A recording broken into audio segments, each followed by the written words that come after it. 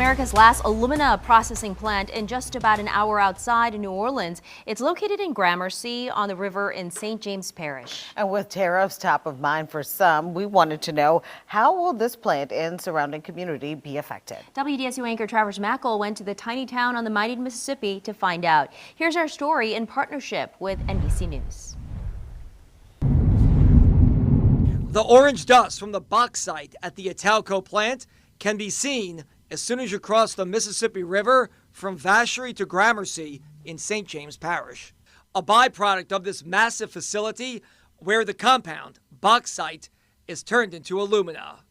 And while you can see it from a country mile, yes, it is very frustrating. I'm ready to move. People living nearby can feel it up close and personal. It'd be a good thing to go out of business. Barbara Dumas has lived across the river from the plant for 15 years.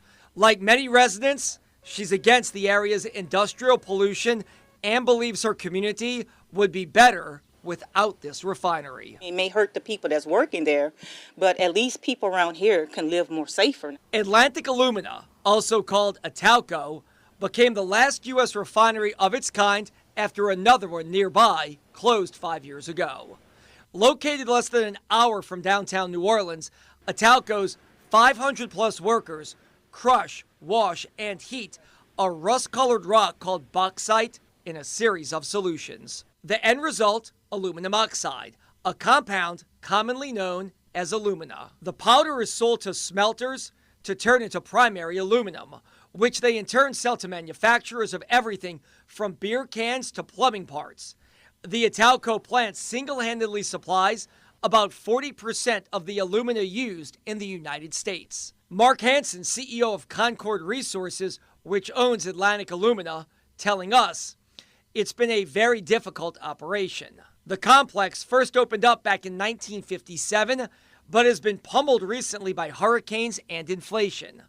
But Hansen said it's important to keep the site running for national security, adding, "We've seen a dramatic decline in the aluminum industry in the last 2 decades, but adds, if our company closed, we would be the only point of failure for that entire industry in the United States." So the big question right now, how will tariffs impact this facility? Charles Johnson, the CEO of the Aluminum Association, says, "We are very encouraged by the actions that President Trump is taking as he has entered office. That's because jobs in the primary aluminum industry have plummeted nearly 70% since 2013. That's according to the Aluminum Association. Some believe tariffs could lead to more jobs in the country and possibly right here in Louisiana. Look, the United States can outcompete anybody. State Treasurer John Fleming, a staunch Republican who served in Congress and worked at the White House during President Trump's first administration, believes tariffs will help Italco. Free trade did not work out well for us because it wasn't fair trade. In this case, we're returning to a fair trade. But more jobs and production could pose pollution and health risk. I wouldn't be breathing this too much if I was you. Not around here. And I got this tank. Willie Youngblood has lived across from the Italco plant for several years. He feels additional work could be hazardous, and he's not alone. The nonprofit organization, the Bucket Brigade, critical of refineries and the health impact, agrees with Youngblood. What does it do to Louisiana that more of us are going to be breathing more of this in?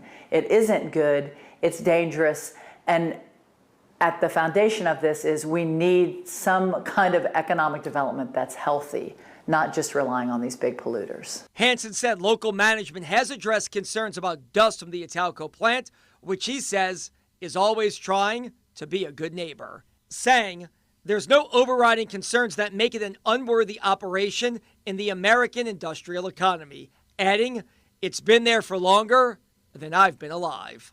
Others aren't so sure. I'm ready to move back home to some fresh air. Reporting in Gramercy with NBC News, I'm Travers Mackle, WDSU News. So WDSU partnered with NBC on this report. To read much more about this topic, you can log on to WDSU.com.